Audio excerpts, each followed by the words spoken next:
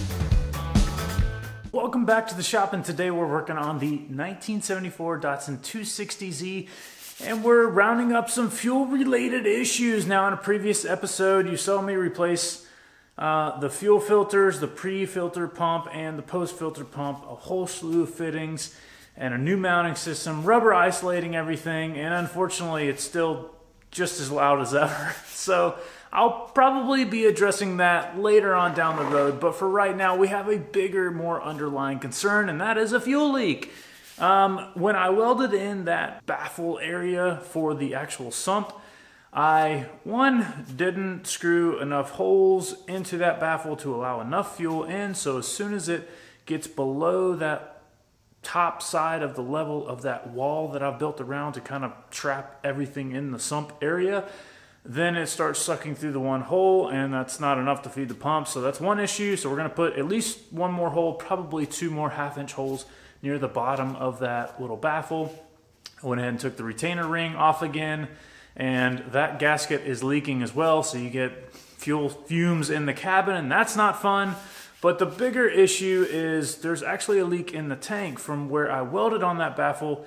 It either blew through, or when I was tapping everything back from the outside, it cracked through a little part of the fuel cell. So if you saw me welding on the fuel cell in the last video, I probably just put a little disclaimer, said don't try this at home, even though this is a home shop, and I didn't really discuss any further details because that's probably something I don't want you emulating. I do know what I'm doing, and it took a lot more time to go into the details than just to get the job done, so I didn't really go into the details about how to do that and how to do that safely. So if you are in your own home shop and you decide to weld on a gas tank, much less a used gas tank that has had gas in it, then you want to take this into consideration.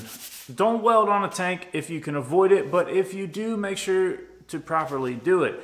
And to do that, you've got to do some things. So lucky for you, I got a fuel leak that I got to re-weld on the tank, and it's about halfway up the tank, so naturally you don't find those leaks until you get the tank full. So I've drained all the fuel back out of it again, and we're cleaning everything up. Step one is to not have any puddles of fuel, because puddles give off vapors. Gasoline itself is not flammable, despite what you might believe, but it is the vapors that come off of that, or the proper air-fuel ratio for ignition to happen. And normally we want that inside the engine, inside a controlled combustion chamber where all the explosions are contained. You don't want that happening on a fuel cell when you strike an arc. So get all of the puddles of fuel remaining out. You're not going to get every single drop out of it if you just drain the tank. Even the drains on the sumps aren't at the lowest position of the tank, even though it would seem like it is. There's still about a 1/4 inch of fuel in the sump area that does remain after disconnecting everything. So put some paper towels in there, get all that stuff out, give it plenty of time to air out and completely dry with everything wide open. Step two would be to blow it out with just compressed air. I take an air hose and I let that thing blow in there. You know, it doesn't have to be crazy, 120 PSI or anything like that, but I just blow everything out for about 10 to 15 minutes until I no longer smell the fuel vapors. You're not done there. What I do after that is I let it air out for about another 4 to 6 hours just to make sure there's no lingering effects. All the gas puddles are removed, all the fumes are removed, and then I back purge the entire fuel cell with CO2 or argon or another inert gas that is non-flammable. Remember, fuel requires an air-fuel ratio. So even if the fuel cell was slap full of gas fumes, if you filled it back purged with a inert gas such as argon or CO2, you're removing the oxygen element from the air because you have a heavier than air, either argon or CO2, that is filling from the bottom of the fuel cell up. And I let that run for at least 10 to 15 minutes on at least 20 cubic feet per hour. And I let that fill up the entire tank. Before I even get started welding, that is flowing and filling up the entire tank. And then I start welding. And that's it. Okay, so no puddles. I blow the fuel cell dry. I make sure that there's nothing flammable inside by actually putting a flame inside. And then I fill the thing full of inert gas. So that's my steps. That's the safest way I can emulate that here in my own garage shop. I didn't discuss that in the previous video mainly because I don't really want to advertise how to weld on a fuel cell. It's not something I want you doing. I'm only doing it because I have to, and if I could avoid it, I would. Even though I have welders and all this other machine equipment here in the shop at my disposal, it's not something I enjoy doing because it is a high-risk thing. So the last thing I want to do is be putting out a video saying, hey, here's how you do this, and feel free to go catch yourself on fire. I don't want you burning down your shop, your garage, your home, or your project. So much less your face. Now, when I first built this fuel cell cage, it's just some 1x1 square tubing. I put some captive nuts inside the down tubes to allow, potentially, easy access for fuel cell removal in the future. We're gonna see just how easy that is with everything installed. All there is 4 little 9/16 bolts, and then these little tabs and everything stay attached to the tank, and we're just gonna try to drop this whole assembly down and out of the way. The only problem is there's only about an inch and a half gap between where it hits the exhaust. So I'm hoping I don't have to remove the exhaust, but get these 4 bolts out and see how it goes.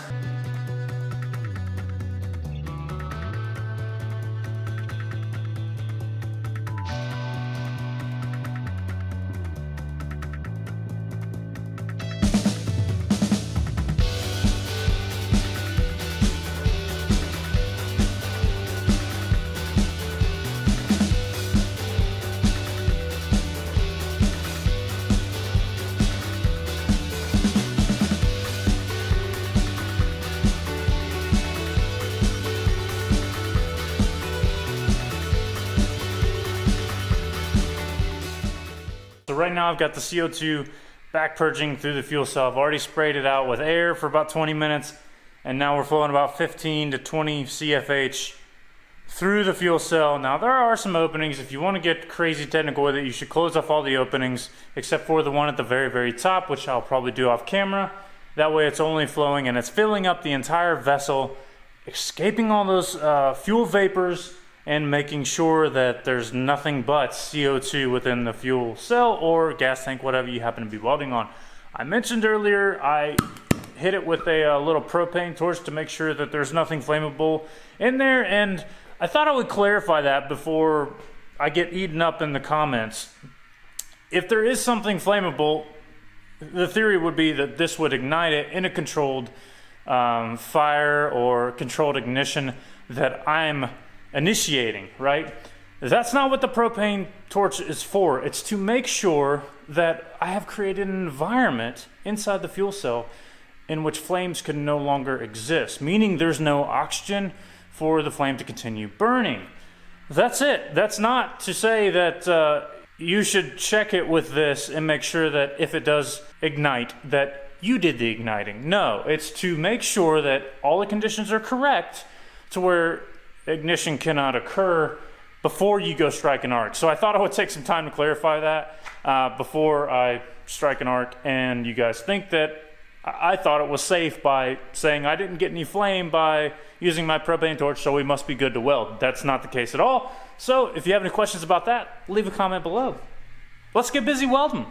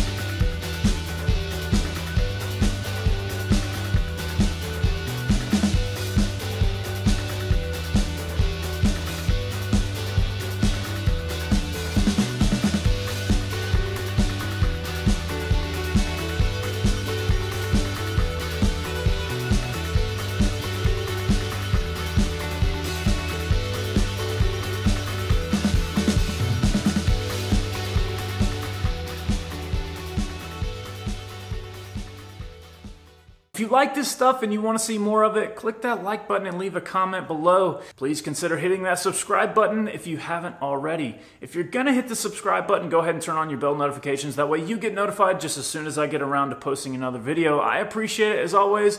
And until next time, thanks for watching this one.